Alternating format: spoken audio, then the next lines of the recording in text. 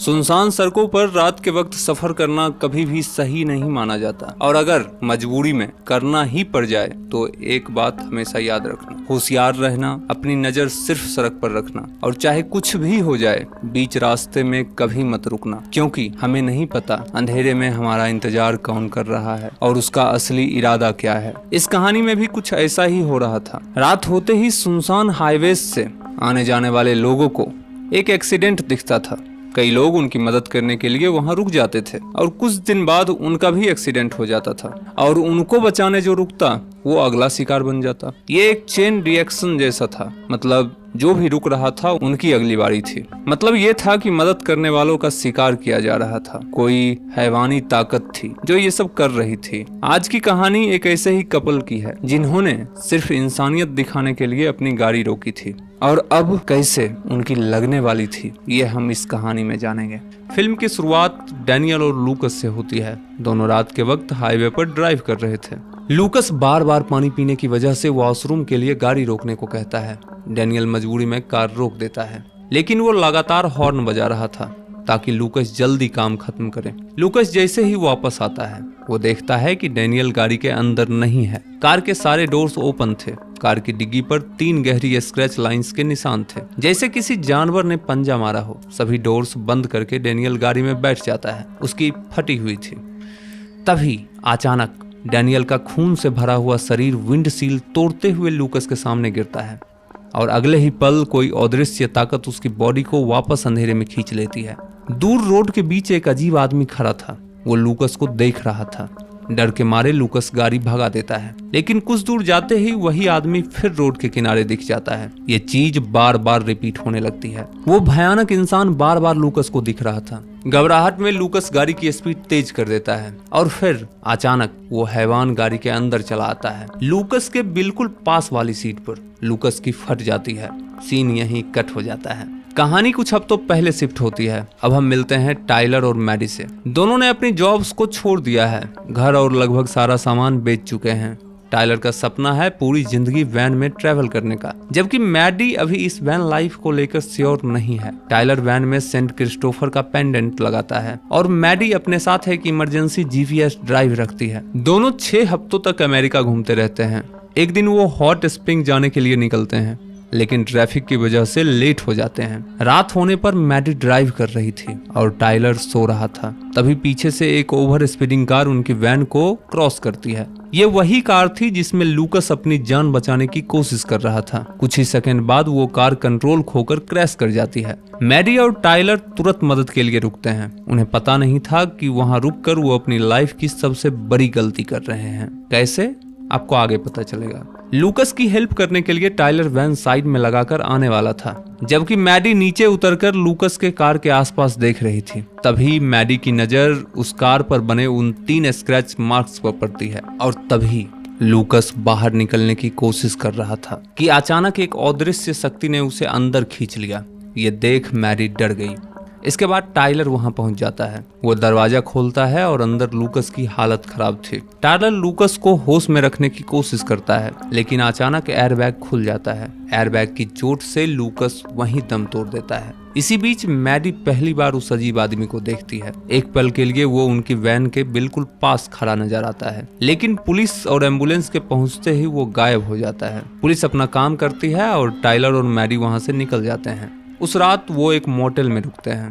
Maddie बार बार van के 360 degree dash cam की footage check करती है, क्योंकि उसे लगता है कि उस एक्सीडेंट में कुछ अजीब हुआ था। लेकिन जिस मोमेंट में लूकस की कार उनकी वैन के पास से गुजरी थी, उस वक्त की फुटेज करप्ट निकली।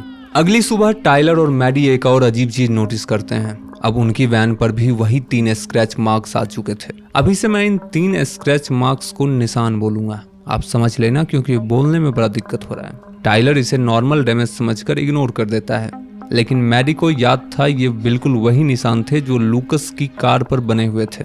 दोनों अपनी जर्नी कंटिन्यू करते हैं। बर्निंग वैन फेस्टिवल पहुंचते हैं, जहां वैन लाइफ जीने वाले लोग इकट्ठा होते हैं। टाइलर अपने फेवरेट क्रिएटर ब्रैड से मिलकर काफी एक्साइटेड हो जाता है, और उसी के साथ उन स्क्रैच लाइंस को मिटाने की कोशिश करने लगता है। और मैडी इधर अकेले फेस्टिवल एक्सप्लोर करने लगती है। तभी उसकी नजर एक नोटिस बोर्ड पर पड़ती है जहां मिसिंग ट्रेवलर्स के पोस्टर्स लगे थे और उन पोस्टर्स के नीचे बनी ड्राइंग पर भी वही 3 स्क्रैच मार्क्स दिखते हैं। ये देखते ही मैडी के चेहरे का रंग उड़ जाता है। इसी दौरान उसकी मुलाकात डायना नाम की एक एक्सपीरियंस्ड ट्रैवलर से होती है। जब मैडी उसे लूकस के एक्सीडेंट और उन स्क्रैच मार्क्स के बारे में बताती है तो डायना तुरंत सीरियस हो जाती है। वो सिर्फ इतना कहती है कि आज के बाद कभी रात में ड्राइव मत करना और अगर मजबूरी में ड्राइव करना पड़े तो चाहे कुछ भी हो जाए गाड़ी मत रोकना। ये वार्निंग सुनकर मैडी और भी ज्यादा परेशान हो जाती है, लेकिन उसे बिल्कुल भी अंदाजा नहीं था कि जिस चीज से डायना उसे डरा रही थी उस जाल में ये दोनों पहले ही फंस चुके थे। उस रात टाइलर फेस्टिवल एंजॉय करता है, लेकिन मैडी का ध्यान बार बार उस वार्निंग पर ही अटका हुआ था। उसी रात मैडी को जिम से वापस अपनी वैन की तरफ आते वक्त फिर से वही अजीब आदमी दिखता है और अगले ही पल गायब हो जाता है। हड़बड़ी और डर में मैडी वैन तक पहुंचने के लिए तेजी से चल रही थी और जितना वो चल रही थी वैन उससे उतना दूर होता जा रहा था, जैसे कोई उसके दिमाग के साथ खेल रहा हो। कुछ देर परेशान होने के बाद अंत में मैडी वैन के पास पहुंच जाती है और इधर उधर देखे बिना वैन के सीधा अंदर घुस जाती है। तभी उसके फैन पर डैश कैम की फुटेज रिस्टोर होने का नोटिफिकेशन आता है, वही फुटेज जो एक्सीडेंट वाली रात करप्ट हो गई थी। वीडियो प्ले होते ही मैडी के होश उड़ जाते हैं। लूकस की कार के पैसेंजर सीट पर वही आदमी बैठा हुआ था जो उसे बार बार दिख रहा था और सबसे डरावनी बात, वो सीधा कैमरे की तरफ मुड़कर देख रहा था। अगले ही second current live dash cam में भी वही आदमी वैन के बाहर खड़ा नजर आता है।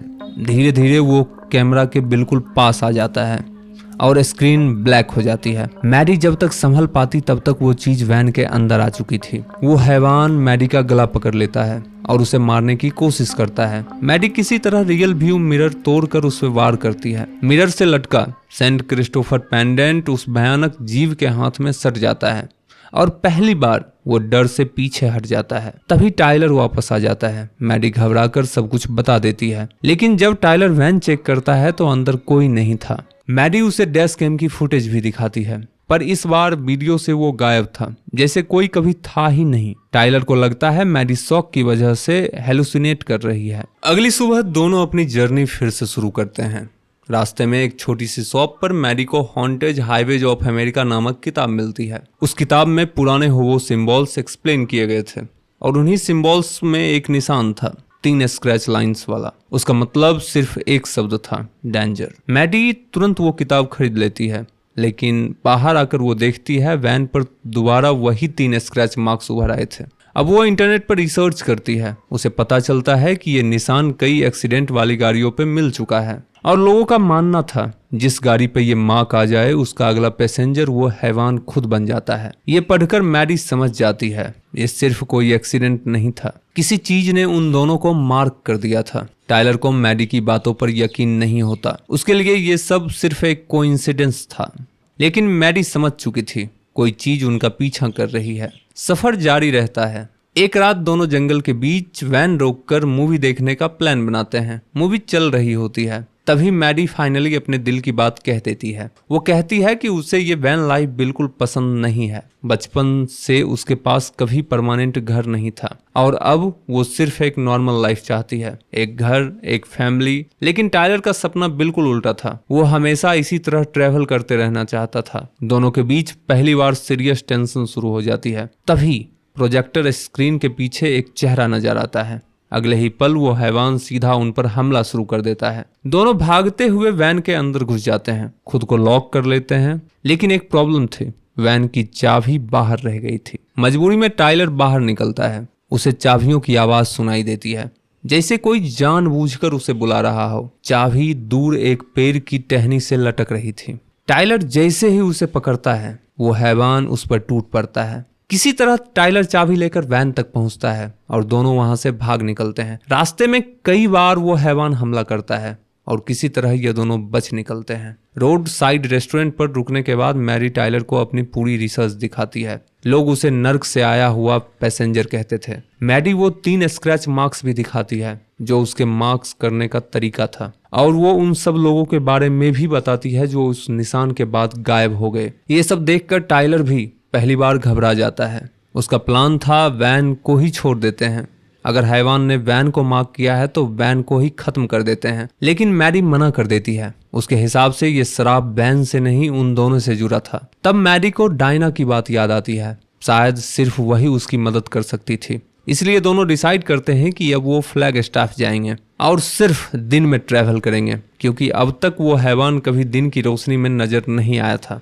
वो हमेशा रात में नजर आता था, लेकिन उन्हें नहीं पता था मंजिल तक पहुंचने से पहले सबसे खतरनाक रात अभी बाकी थी। टाइलर और मैडी पूरी कोशिश करते हैं फ्लैगस्टाफ शाम होने से पहले पहुंच जाएं, लेकिन मंजिल से थोड़ी देर पहले उनकी वैन का टायर अचानक फट जाता है। टाइलर तुरंत टायर बदलने लगता है, लेकिन जैसे ही वो नट्स खोलता है सारे नट अपने आप वैन के नीचे लुढ़क जाते हैं। मजबूरी में टाइलर वैन के नीचे घुसता है और उसी वक्त वैन को संभालने वाला जैक धीरे धीरे नीचे गिरने लगता है। सिर्फ कुछ सेकंड बाद ही वैन नीचे गिर जाता है। टाइलर का पैर उसके नीचे कुचल जाता है। इसी बीच मैडी को आसपास फिर से वो हैवान नजर आने लगता है। वो उस पर हमला शुरू कर देता है और मैडी को जबरदस्ती जंगल की तरफ खींच कर ले जाता है। टाइलर किसी तरह नट्स लेकर बाहर निकलता है। दर्द में होने के बावजूद भी वो वैन को स्टार्ट करता है और मैडी को ढूंढने निकल पड़ता है। उधर उस हैवान ने मैडी को एक पुराने एक्सीडेंट स्पॉट पर पहुंचा दिया था। मैडी को लगता है कि टाइलर उसके पास आ गया है। वो उसे गले लगाने वाली थी कि तभी उसे पता चलता है कि वो टाइलर नहीं, वही हैवान था। अगले ही पल वो मैडी को अपने कंट्रोल में ले लेता है, उसे रोड के बीच घुटनों पर बैठा देता है और उसके हाथ ऊपर उठवा देता है, जैसे वो किसी अनजान ताकत के सामने सरेंडर कर रही हो। इसी वक्त टाइलर वैन लेकर वहां पहुंचता है। दूर से उसे रोड के बीच मैडी दिख जाती है। वो पूरी ताकत से ब्रेक लगाता है और वैन मैडी से सिर्फ कुछ इंच पहले रुक जाती है। अगर एक सेकंड भी देर होती तो मैडी टाइलर के वैन के नीचे आ जाती और उसका खेल खत्म हो जाता। दोनों किसी तरह वहां से बचकर निकलते हैं और आखिरकार उस जगह पहुंच जाते हैं जहां डायना और बाकी वैन ट्रैवलर्स रुके थे। लेकिन जैसे ही उन सबको पता चलता है कि वो हैवान टाइलर और मैडी के साथ वहां पहुंच गया है, कैंप में अफरा तफरी मच जाती है। सब लोग उन्हें तुरंत वहां से निकल जाने को कहते हैं। शुरू में डायना उनकी मदद करने से मना कर देती है, लेकिन कुछ देर बाद वो अपना फैसला बदल देती है। डायना बताती है कि उसने एक पुरानी कहानी सुनी थी। एक ट्रैवलर था जो हैवान से बचने में सफल हो गया था। सेंट क्रिस्टोफर चर्च, ये वो जगह थी जहां पैसेंजर कभी नहीं पहुंच सकता था। वहां उसकी शक्तियां काम नहीं करती थी। लेकिन प्रॉब्लम ये थी, उस चर्च का ना कोई एड्रेस था और ना ही वो चर्च किसी मैप पर था और ना ही किसी को उसकी एग्जैक्ट लोकेशन पता थी। फिर भी डायना के पास एक अंदाजा था और वो उन्हें वहां ले जाने को तैयार हो जाती है। लेकिन जैसे ही तीनों निकलने वाले होते हैं, पैसेंजर उन तक पहुंच जाता है। जैसे ही डायना उन्हें चर्च तक ले जाने के लिए अपनी आरवी लेकर निकलने वाली थी कि तभी वो हैवान उसकी आरवी में घुस जाता है और कुछ ही पलों में वो डायना पर हमला कर देता है और सबके सामने उसे मार देता है। कैंप में अफरा तफरी मच जाती है। टाइलर और मैडी किसी तरह अपनी वैन लेकर वहां से भाग निकलते हैं। उस रात दोनों एक फ्यूल स्टेशन पर रुकते हैं। यहीं उन्हें याद आता है कि सेंट क्रिस्टोफर के पेंडेंट से वो हैवान दूर रहता है, इसलिए वो स्टोर से जितने भी सेंट क्रिस्टोफर के पेंडेंट्स मिलते हैं सब खरीदकर अपनी वैन के अंदर लटका देते हैं। अगली सुबह दोनों फिर से सफर शुरू कर देते हैं, लेकिन ड्राइव करते करते दोनों की आंख लग जाती है। जब उनकी नींद खुलती है तो बाहर फिर से रात हो चुकी थी और वैन का फ्यूल लगभग खत्म था। यानी अब उस हैवान के हमला करने के लिए सब कुछ परफेक्ट था। तभी मैडी की नजर रोड के किनारे बने होवो साइंस पर पड़ती है।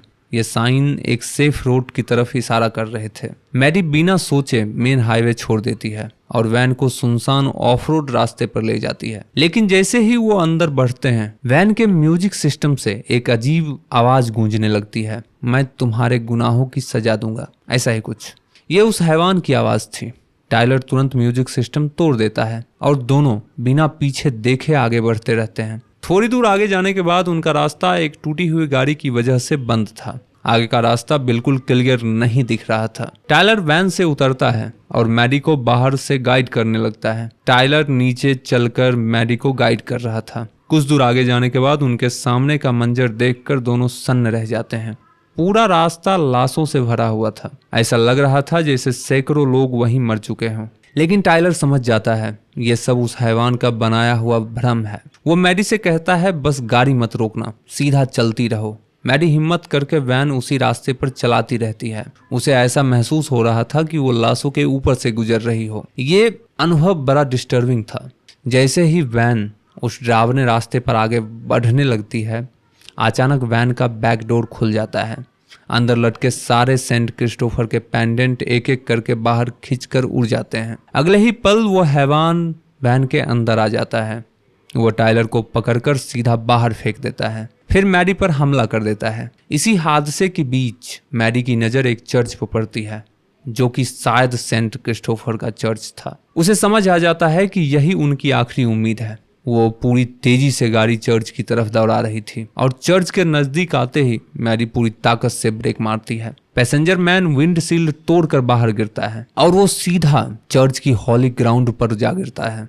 उसके शरीर से धुआं निकलने लगते हैं, लेकिन वो अभी भी जिंदा था। मैरी रुकती नहीं, वो वैन से दोबारा उसे ढकेलते हुए चर्च का दरवाजा तोड़ते हुए अंदर ले जाती है। अंदर सेंट क्रिस्टोफर की एक बड़ी मूर्ति खड़ी थी। वो हैवान उस मूर्ति से टकरा जाता है। मूर्ति के संपर्क में आने की वजह से वो अधमरा हो गया था, लेकिन इसके बावजूद भी वो खड़ा हो जाता है। मैडी एक बार फिर वैन रिवर्स करती है और पूरी तेजी से उसे धक्का मारती है। इस बार वो हैवान उड़कर मूर्ति के हाथ में लगे एक लंबे डंडे पर जाकर घुस जाता है।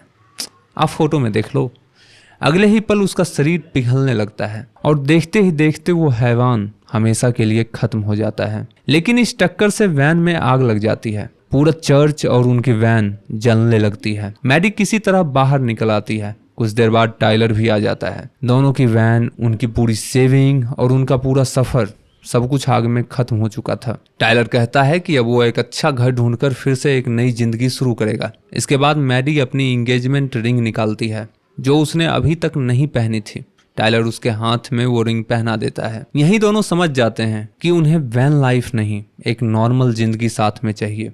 और इसी के साथ पैसेंजर की कहानी खत्म हो जाती है। कहानी के कुछ हिंट्स के मुताबिक पैसेंजर नर्क का यात्री था, जो गलती से यहाँ आ गया था और लोगों को अपना शिकार बना रहा था। आपको जो भी सही लगे कर देना, नीचे काफ़ी सारी चीज़ें हैं। इतना लंबा वक्त आपने हमारी वीडियो को दिया, इसके लिए आपका धन्यवाद। काफ़ी प्रयासों के बाद ज़्यादा नहीं बोला, अच्छे कहानी ख़त्म करवा।